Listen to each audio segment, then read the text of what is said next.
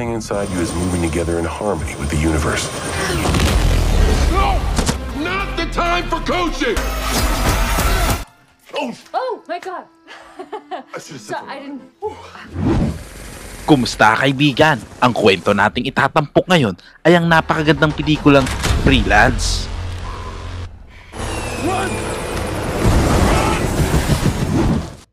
Nagsimula ang kwento sa pagpapakita kay Mason Podius na makikitang malalim ang iniisip habang tinitingnan nito ang kanyang mga lumang litrato at badge.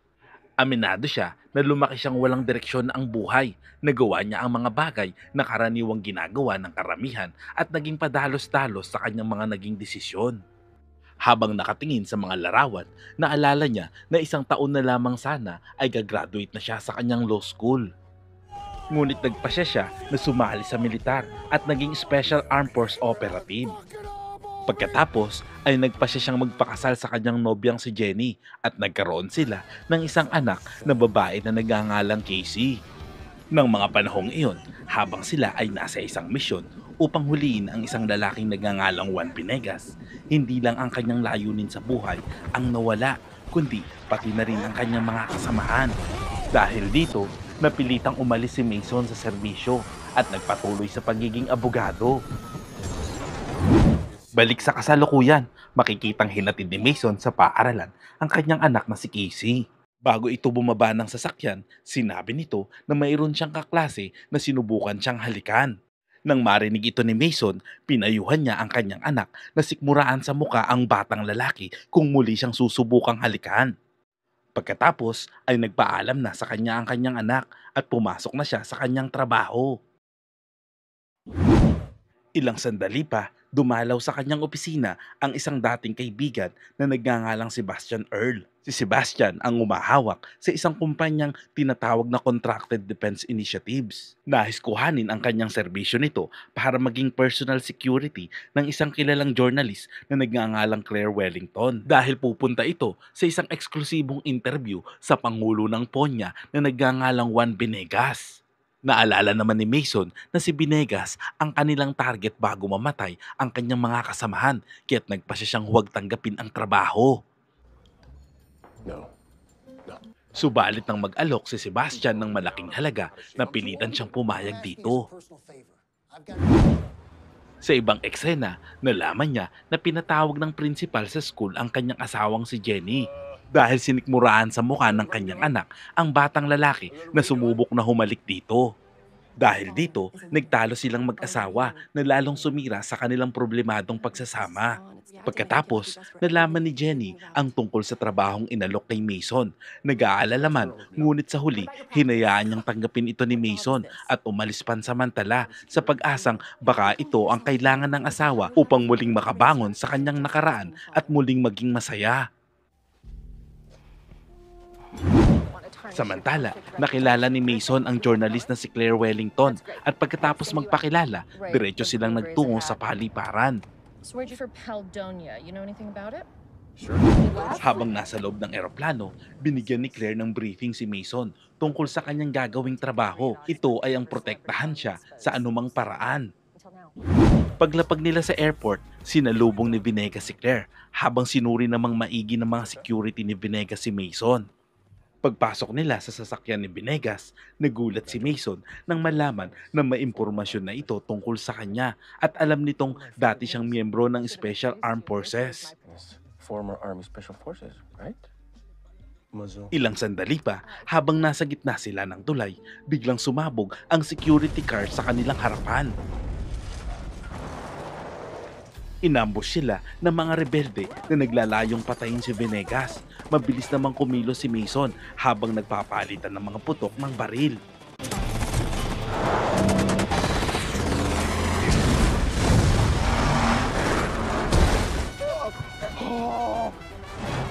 Makikita naman ang maliksing kilos ni Mason habang hawak nito ang manibela. Pagkatapos ay lumapit si Mason sa security car at kinuha ang isang malaking baril.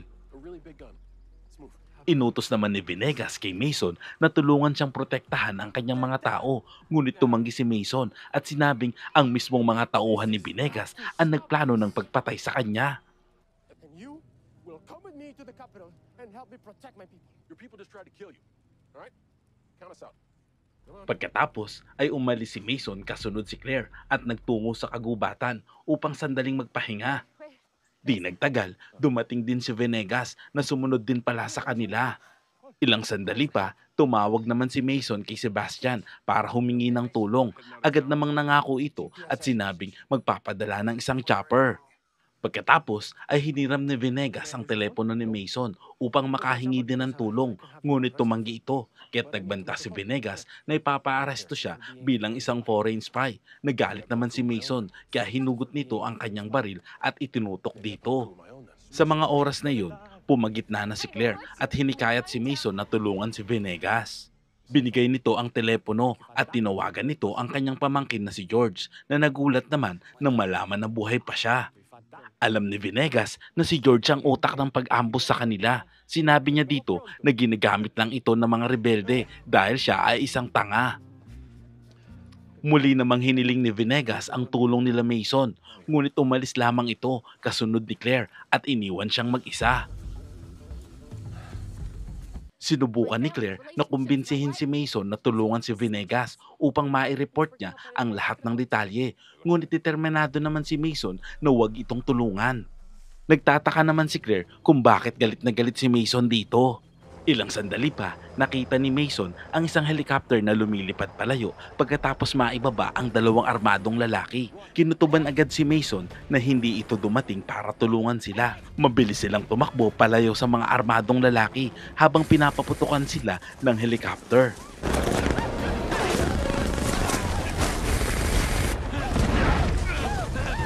Tumigil sila malapit sa natumbang puno at doon naghanda si Mason para targetin ang helicopter gamit ang kanyang baril. Samantala, nanatili naman si Claire sa likod at itinutok ang kanyang kamera para ma-record ang lahat. Matagumpay na natamaan ni Mason ang piloto at habang pabagsak ito, mabilis silang tumakbo papasok sa gubat. Patuloy namang tumakbo si Claire hanggang sa mapagtanto niya na hindi niya nakasama si Mason. Mason? Sumigaw siya para hanapin ito, ngunit nasa lubong niya ang dalawang armadong rebelde. Mabilis siyang nagtago sa likod ng isang puno at kumuha ng isang sanga at naghihintay ng tamang pagkakataon. Sa mga oras na yon, biglang lumitaw si Mason at inatake ang isang rebelde. Nakita ni Claire kung paano sinakal ni Mason ang rebelde hanggang sa ito ay mamatay. Pagkatapos ay lumabas si Claire mula sa kanyang pinagtataguan. Ngunit bago pa man makapagsalita, pinukpok na sa ulo si Mason ng isa pang rebelde. Bigla namang dumating si Venegas ng oras na yon at binaril ang kalaban.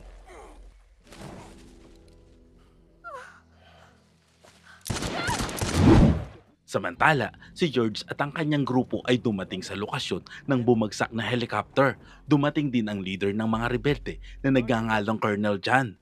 Habang pinagmamasdan nila ang helicopter, binigyan nito ng babala si George sa kanyang kabiguan para patayin si Venegas. Nagkaroon sila ng pagtatalo hanggang sa pinatay nito ang isa sa mga tauhan ni George. Pinangako naman ni George na gagawin niya ng maayos ang kanyang trabaho. Samantala, habang nagpapahinga ang tatlo sa tabi ng ilog, lumapit si Claire kay Mason upang makipagkwentuhan at doon niya nalaman ang tungkol sa nakaraan nitong misyon na hindi nagtagumpay. Ito ay ang pagbagsak ng kanilang eroplano sa kaparehong lugar at kung paano namatay ang lahat ng kanyang mga kasamahan. Ilang sandali pa, sinama sila ni Venegas sa isang bayan at pinakilala sa village chief at nagpasya naman ang tatlo na manatili muna sa bayan hanggang kinabukasan. Oh my God. So I didn't see anything. Pagkatapos, nagsagawa si Claire ng interview kay Venegas. Pinag-usapan nila ang tangkang pagpatay dito. Sinabi naman ni Venegas na ang malalaking korporasyon ang nasa likod nito. Ayon kay Venegas, inaabuso ng mga dayuhan ang lupa at mineral ng kanilang bansa at bilyon-bilyon ang kinikita ng malalaking kumpanya mula rito. Kamakailan lamang natuklasan sa kanilang lugar ang isang bihirang mineral na gamit sa teknolohiya at gustong kuhanin ito ng mga negosyante, ngunit hindi sumang-ayon dito si Venegas kaya't gusto siyang patayin ng mga ito. Nang mga sandaling iyon, habang nire-record at pinapanood ni Mason ang interview, unti-unti niyang napagtanto na hindi masamang tao si Venegas.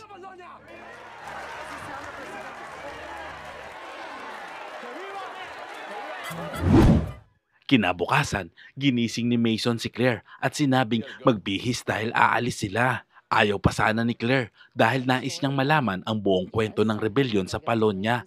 Ngunit biglang pumasok si Venegas at hinimok si Mason na manatili muna doon upang makita ang katotohanan. Pagkatapos ay sinabi nitong alam niya ang totoong dahilan kung bakit si Mason ang ipinadala bilang security ni Claire. Tumawag si Mason kay Sebastian at inamin nito na inutusan siya ng nakatataas na magpadala ng tao upang patayin si Venegas. Pinili ni Sebastian si Mason dahil akala nito na galit din ito kay Venegas dahil sa pagkamatay ng kanyang mga kasamahan. Nang malaman ito ni Mason, hindi na ito kumibo at pinatay ang telepono. Pagkatapos ay tumawag siya kay Jenny at ipinaabot ang kanyang pagmamahal at pasasalamat. Hiniling naman ni Jenny na umuwi siya ng ligtas. Pagkatapos nilang mag-usap, kinuha ni Mason ang kanyang baril at dahan-dahang lumapit kay Venegas na ng mga sandaling iyon ay nagkakasiyahan kasama si Claire. Sa halip na barilin ito, dumaan lang si Mason dito at sinabi kay Claire na aalis na sila. Ngunit ng mga oras na yon, biglang dumating ang grupo ni Colonel John kaya't kinailangan nilang tumakas at magtago. Gayunpaman, nang makita ni Venegas na inaatake ng mga rebelde ang mga inosenteng tao, lumabas siya sa kanyang pinagtataguan. Samantala, sa mga oras na yun, nakiusap si Claire kay Mason na tulungan si Venegas dahil siguradong papatayin ng mga rebelde ang mga inosenteng tao at si Venegas kung hindi sila kikilos. Hindi naman nakatiis si Mason, kinuha nila ang kabayo at sinakluluhan si Venegas at tumakas sila palayo sa mga rebelde. Nagawang makatakas ni Mason at Venegas, ngunit si Claire ay nahuli.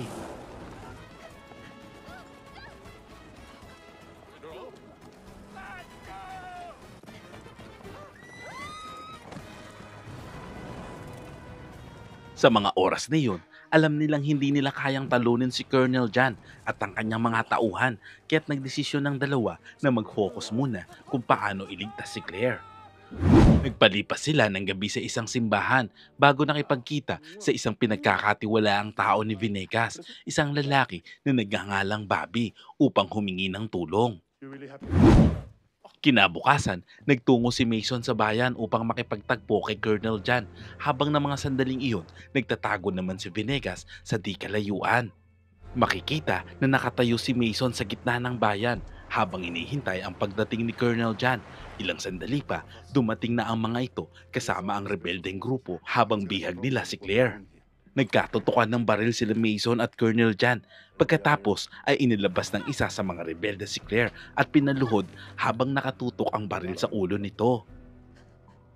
Binalaan ni Colonel John si Mason na papatayin ito kung hindi niya ibibigay si Venegas. Ilang sandali pa, lumabas si Venegas na nakangiti kasunod ang maraming sibilyan na pumaligid sa mga tauhan ni Colonel John. Pinaligiran ng taong bayan si Colonel John at ang kanyang mga tauhan. Wala silang kalaban-laban sa mga ito.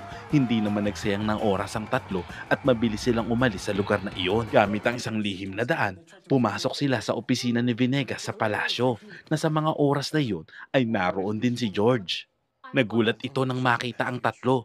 Kinausap naman ni Venegas si George at binalaan na papatayin lang din siya ng mga rebelde kapag nakuha na nito ang kanilang gusto. Dagdag pa ni Venegas na ililigtas niya si George mula sa mga rebelde kapag nagtulungan silang dalawa. Pagkatapos magkaintindihan, nagyakapan ang magpinsan. Sa mga oras na yun, Bigla namang pumasok si General Martinez sa silid. Sinubukan ni Venegas na makipag-usap ng mahinahon, ngunit biglang bumunot ng baril ang general at pinaril si Venegas. Mabilis na hinatak ni Mason si Claire upang iligtas ito, habang si Venegas naman ay kumuha ng rifle at binaril si General Martinez. Nang mamatay ang general, tinulungan ni Mason si Venegas na tumayo. Hinugot nito ang bala mula sa kanyang suit na nagpapakitang may suot pala itong bulletproof vest. Pagkatapos, sabay silang napatingin kay George. Nakita nila na malubha ang kalagayan nito dahil tinamaan ito ng bala. Hindi nagtagal, nawalan na rin ito ng buhay. Niyakap naman ni Venegas si George habang humahagulgol sa kanyang pagkamatay. Bigla namang pumasok ang mga sundalo ng Polonia sa silid at itinutok ang kanilang baril kay Venegas. Kinausap naman ni Venegas ang mga sundalo at sinigurado na hindi siya kaaway at ang gusto lamang niya ay tulungan ng kanyang mga kababayan. Nang mga oras na yon, dumating ang mga rebeldeng grupo ni Colonel John sa silid. Nakatayo sila sa likod ng mga sundalo ng Polonia. Nakita ni Venegas sa mga ito, sabay na sumenyas sa mga sundalo sa kanilang likod. Sa kanilang paglingon, sabay na nakipagpalitan sila ng putok sa mga rebelde. Mabilis na nagtago sina Mason, Claire at Venegas sa likod ng isang mesa, habang patuloy naman sa pagre-record si Claire sa nagaganap. Nagkaroon ng labanan sa loob ng palasyo at sinigurado naman ni Mason ang kaligtasan ng dalawa. Inutusan ni Mason si Venegas at Claire na umalis na, habang siya ay nanatili para labanan si Colonel John. Hinabol sila ni Colonel John at ng isa pa nitong tauhan, habang ng mga oras na iyon ay naglalaban naman ang mga sundalo ng Polonia at iba pang mga rebelde. Nagawa siya nitong mapatumba sa sahig at doon niya nalaman na ito ang pumatay sa kanyang mga kaibigan at hindi si Venegas. You killed my friends. It's just a job, my friend. Sa mga oras na yun, nagawa namang maitutok ni Colonel John ang kutsilyo sa mukha ni Mason. Malapit niya nang maisaksak dito ang kutsilyo nang dumating naman si Claire at pinalo siya sa kanyang leg at nawalan siya ng malay. Pagkatapos ay mabilis silang sumunod sa mga sundalo ng Polonia at kay Venegas na ng mga sandaling iyon ay nakikipagpalitan ng putok sa mga rebelde. Nagkaroon naman ng pagkakataon si Mason na makakuha ng baril at walang sinayang na oras. Mabilis na pinagbabaril niya ang mga rebelde. Samantala, habang patuloy sa pagre-record si Claire ng mga kaganapan, hindi naman nila napigilang mamangha kay Mason nang makita nila ito kung paano makipaglaban. Ilang sandali pa, dumating na si Sebastian at ang kanyang mga tauhan. Pumasok sila sa palasyo at tinulungan sina Mason at ang mga sundalo ng Polonia na talunin ng mga rebelde. At sa wakas ay natapos din ang kaguluhan sa Polonia. Ilang araw ang lumipas, isiniwalat ni Claire ang buong katotohanan tungkol kay Venegas at sa lugar ng Polonia sa buong mundo. Sa pagkakataong ito ay maayos na rin ang palasyo at binigyan si Venegas ng pagkakataon upang ikwento ang kanyang nalalaman sa national TV. Bago magsimula ang interview, nagpasalamat muna si Venegas kina Claire at Mason sa kanilang tulong na naging daan upang malaman ang katotohanan. At nang magsimula na ang interview ay pinalabas ito sa buong mundo.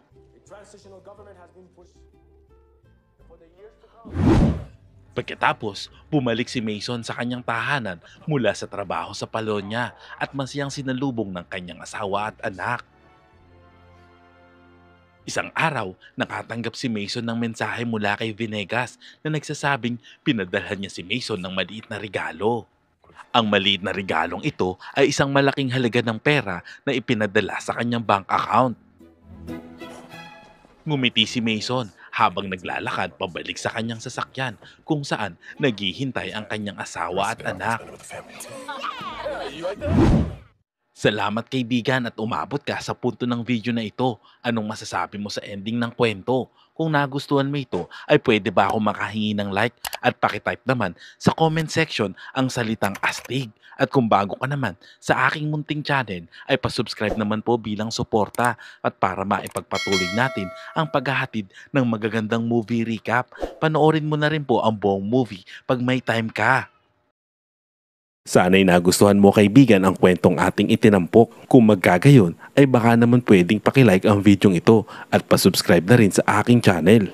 Kung hindi mo naman ito nagustuhan ay pwede mong pindutin ang dislike button ng 2 beses para makasigurado ka.